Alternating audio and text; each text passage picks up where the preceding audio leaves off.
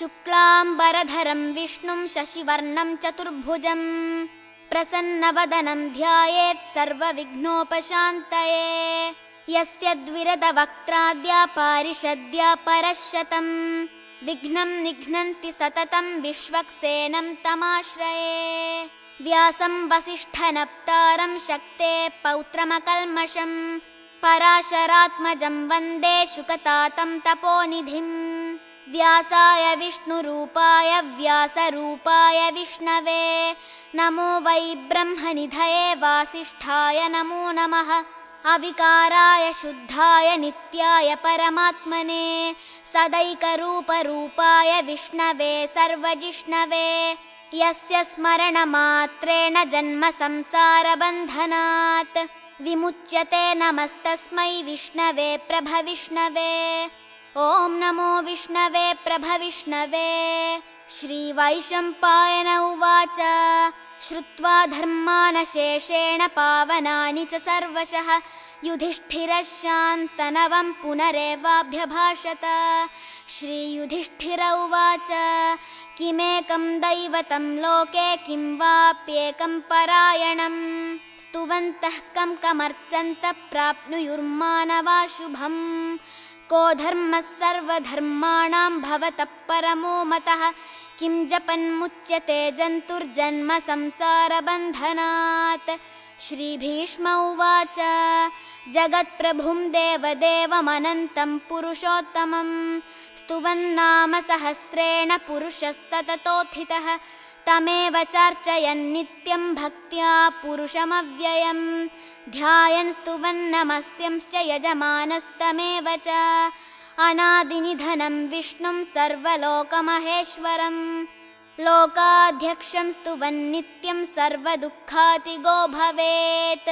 ब्रह्मण्यं सर्वधर्मज्ञं लोकानां कीर्तिवर्धनं लोकनाथं महद्भूतं सर्वभूतभवोद्भवम्। एष मे सर्वधर्माणां धर्मोऽधिकतमो मतः यद्भक्त्या पुण्डरीकाक्षं स्तवैरर्चेन्नरः सदा।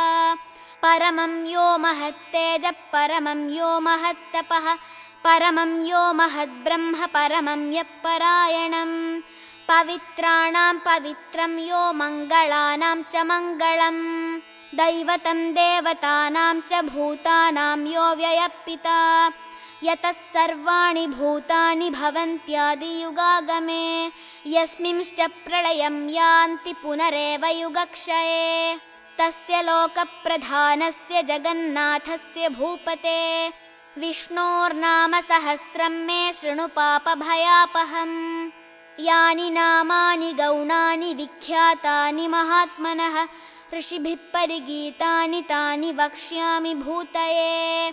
ऋषिर्नाम्नां सहस्रस्य वेदव्यासो महामुनिः छन्दोऽनुष्टुप् तथा देवो भगवान् देवकीसुतः अमृतांशुद्भवो बीजं शक्तिर्देवकीनन्दनः त्रिसामाहृदयं तस्य शान्त्यर्थे विनियुज्यते। विष्णुं जिष्णुं महाविष्णुं प्रभविष्णुं महेश्वरम् अनेकरूपदैत्यान्तं नमामि पुरुषोत्तमम्। अस्य श्रीविष्णोर्दिव्यसहस्रनामस्तोत्रमहामन्त्रस्य श्रीवेदव्यासो भगवान् ऋषिः अनुष्टुप् छन्दः श्रीमहाविष्णुः परमात्मा श्रीमन्नारायणो देवता अमृतांशुद्भवो भानुरिति बीजं देवकीनन्दनस्रष्टेति शक्तिः उद्भवः क्षोभणो देव इति परमो मन्त्रः शङ्खबृन्नन्दकी चक्रीति कीलकम् शार्ङ्गधन्वा गदाधर इत्यस्त्रम् रथाङ्गपाणिरक्षोभ्य इति नेत्रम् त्रिसामासामगः सामेति कवचम् आनन्दं परब्रह्मेति योनिः ऋतुः सुदर्शनः काल इति दिग्बन्धः श्रीविश्वरूप इति ध्यानम् श्रीमहाविष्णुप्रीत्यर्थे सहस्रनाम जपे विनियोगः।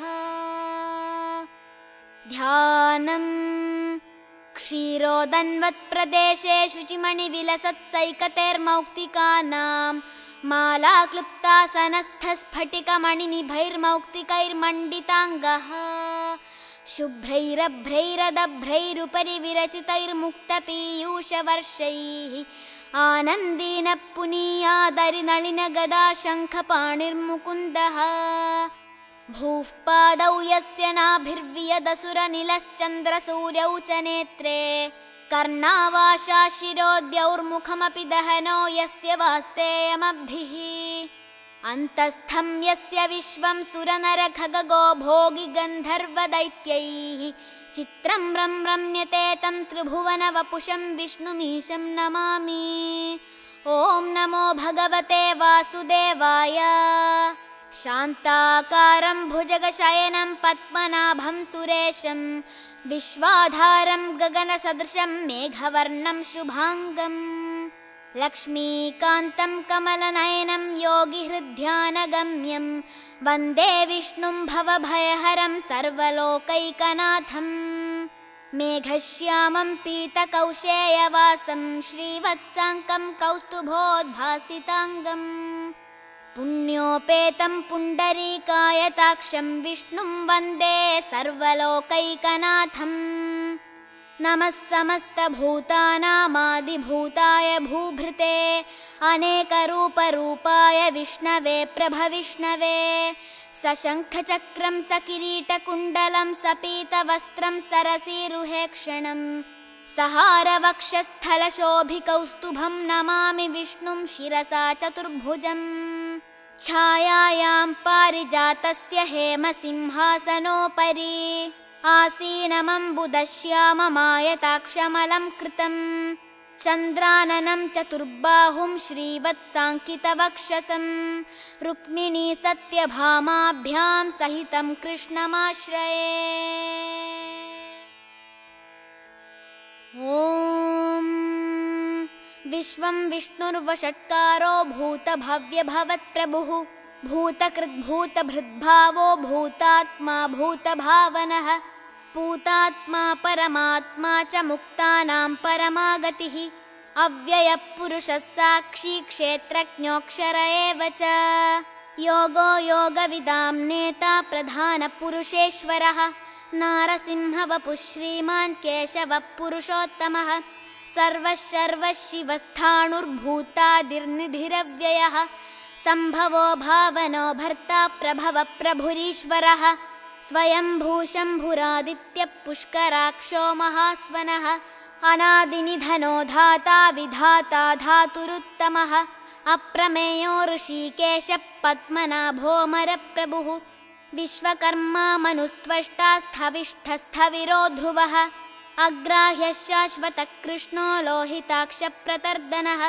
प्रभूतस्त्रिककुब्धाम पवित्रं मङ्गलं परम् ईशानप्राणदप्राणो ज्येष्ठः श्रेष्ठः प्रजापतिः हिरण्यगर्भो भूगर्भो माधवो मधुसूदनः ईश्वरो विक्रमी धन्वी मेधावी विक्रमक्रमः अनुत्तमो दुराधर्षः कृतज्ञकृतिरात्मवान् सुरेशः शरणं शर्म विश्वरेता प्रजाभवः अहः संवत्सरो व्याळप्रत्ययः सर्वदर्शनः अजः सर्वेश्वरः सिद्धः सिद्धिः सर्वादिरच्युतः वृषाकपिरमेयात्मा सर्वयोगविनिःसृतः वसुर्वसुमना सत्यः समात्मा संमितः समः अमोघः पुण्डरीकाक्षो वृषकर्मा वृषाकृतिः रुद्रो बहुशिरा बभ्रुर्विश्वयोनिःशुचिश्रवाः अमृतः शाश्वतस्थाणुर्वरारोहो महातपाः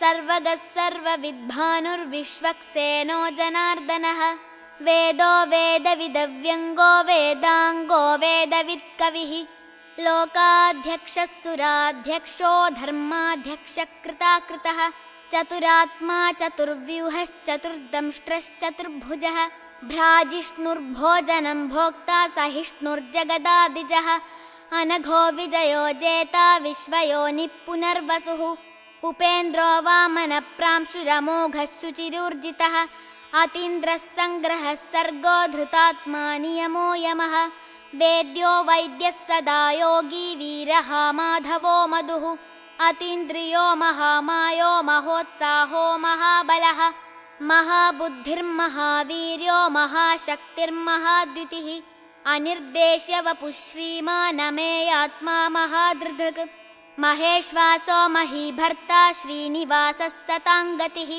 अनिरुद्धः सुरानन्दो गोविन्दो गोविदाम्पतिः मरीचिर्दमनो हंसः सुपर्णो भुजगोत्तमः हिरण्यनाभः सुतपाः पद्मनाभः प्रजापतिः अमृत्युः सर्वदृक्सिंहः सन्धाता सन्धिमान् स्थिरः अजो दुर्मर्षणः शास्ता विश्रुतात्मा सुरारिः गुरुर्गुरुतमो धामः सत्यः सत्यपराक्रमः निमिषो निमिषस्रग्वी वाचस्पतिरुदारधीः अग्रणीर्ग्रामणी श्रीमान् न्यायो नेता समीरणः सहस्रमूर्धा विश्वात्मा सहस्राक्षः सहस्रपात् आवर्तनो निवृत्तात्मा संवृतः सम्प्रमर्दनः अहः संवर्तको वह्निरनिलो धरणीधरः सुप्रसादप्रसन्नात्मा विश्वधृग्विश्वभुग्विभुः सत्कर्ता सत्कृतः साधुर्जह्नुर्नारायणो नरः